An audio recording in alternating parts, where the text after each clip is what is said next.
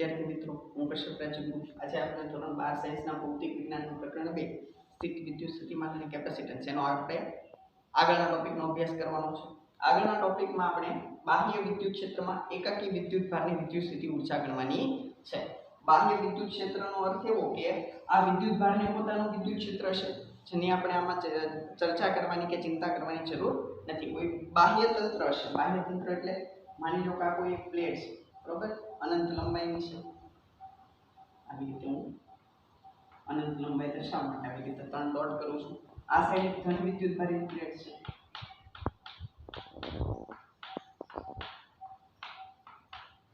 બરોબર. અહીંયા પણ એક અનંત લંબાઈની પ્લેટ છે, જે આ પ્લેટને સમાંતર છે, બરોબર, અનંત લંબાઈની છે, અને એ ઋણ વિદ્યુત ભારી છે.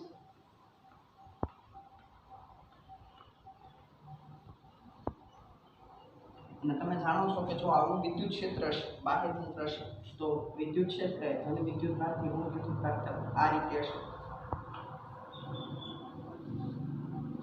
આ વિદ્યુત ક્ષેત્ર રેખાઓ દોરું છું.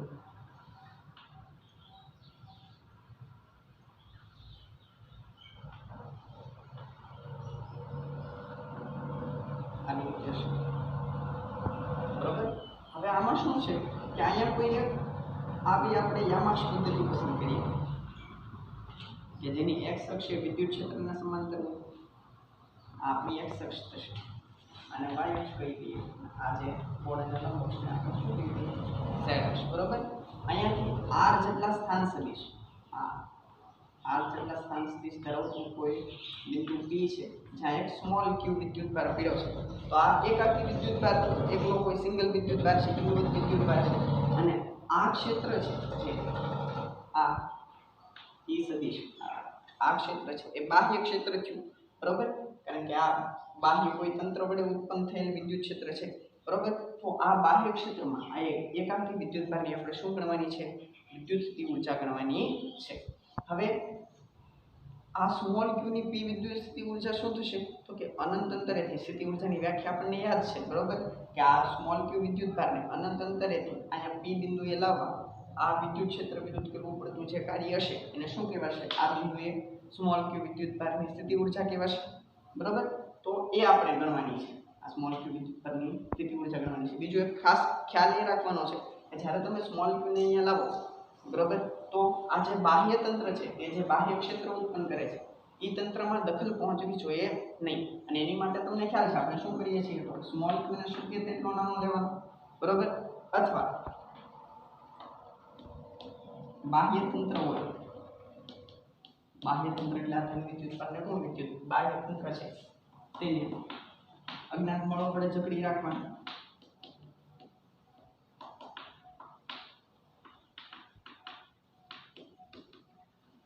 આવું કરવાથી શું થશે કે આ બાહ્ય તંત્રમાં દખલ પહોંચશે નહીં. બાહ્ય તંત્રમાં દખલ પહોંચે તો શું થાય? તો કે જો અહીંયા સ્મોલ q ને અહીંયા લાવતા તંત્રમાં દખલ પહોંચશે તો આ વિદ્યુત ક્ષેત્રનું મૂલ્ય બદલશે, બરોબર. જેના લીધે વિદ્યુત ભારની સ્થિતિ ઊર્જામાં શું થશે? બદલાવ આવશે. જે મેળવી છે એ મળશે નહીં. આ ક્ષેત્રના લીધે જે વિદ્યુત સ્થિતિ ઊર્જા મેળવી છે એ મળશે નહીં, બરોબર. તો આપણે શું કરશું? સ્મોલ q ને શક્ય તેટલો નાનો રાખશું, અથવા બાહ્ય તંત્રને આપણે શું કરશું? બાહ્ય તંત્રને આપણે શું કરશું? અજ્ઞાત બળો વડે જકડી રાખીશું, જેથી બાહ્ય તંત્રમાં કોઈ દખલ પહોંચશે નહીં, બરોબર. તો હવે આ ક્ષેત્રને લીધે બાહ્ય ક્ષેત્ર છે e સદિશ છે એના લીધે અહીંયા p બિંદુ એક સ્થિતિમાન છે,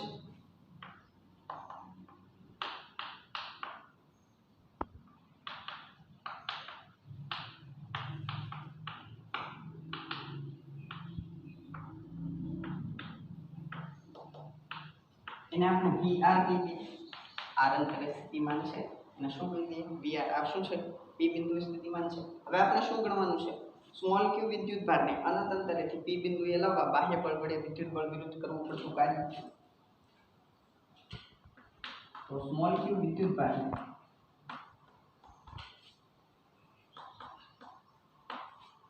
અનંત અંતરેથી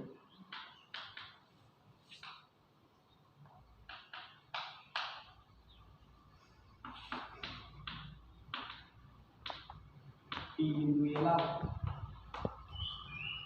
બાહ્ય બળ વડે વિદ્યુત બળ વિરુદ્ધ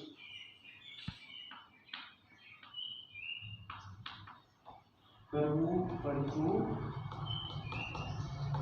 કાર્ય W ઇન્ફિનિટી T અનંત અંતરેથી P બિંદુએ લાવવા કરવું પડતું કાર્ય. તો શું થશે? આપણે મેળવેલું છે પહેલા જે વિદ્યુતભારને લાવવો છે તે લખવાનું કૌંસમાં જ્યાં લાવવો છે ત્યાંનું સ્થિતિમાન એટલે P બિંદુએ સ્થિતિમાન માઈનસ જ્યાંથી લાવવો છે ત્યાંનું સ્થિતિમાન Q ડેલ્ટા V કહીએ છીએ ને આપણે Q1 ની Q કીધો છે આપણે પછી વિદ્યુતભારને શું કીધો છે સ્મોલ q બરાબર.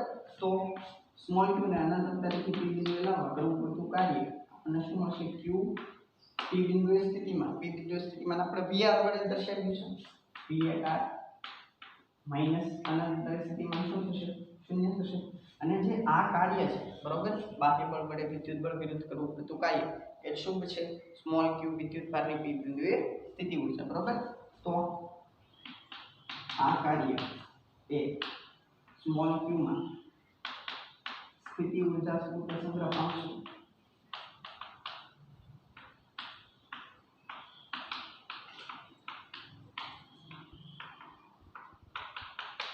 બરાબર. તો આ જે સ્મોલ q વિદ્યુતભાર છે એની P બિંદુએ સ્થિતિ ઊર્જા થશે r અંતરે ઉદ્ગમ બિંદુથી r અંતરે એની સ્થિતિ ઊર્જા થશે u at r એ આશે w ઇન્ફિનિટી P જેટલી q into v of r. તો આપણને શું મળે છે બાહ્ય વિદ્યુત ક્ષેત્રમાં કોઈ એકાકી વિદ્યુતભાર સ્મોલ q વિદ્યુતભારની શું આપે છે આ સ્થિતિ ઊર્જા આપે છે તે જરૂરી પરિણામ છે બરાબર. તમને શું પૂછ્યું છે બાહ્ય વિદ્યુત ક્ષેત્રમાં એકાકી વિદ્યુતભારની સ્થિતિ ઊર્જા ગણવાની છે તે આપણને કેટલી મળશે આટલી મળશે.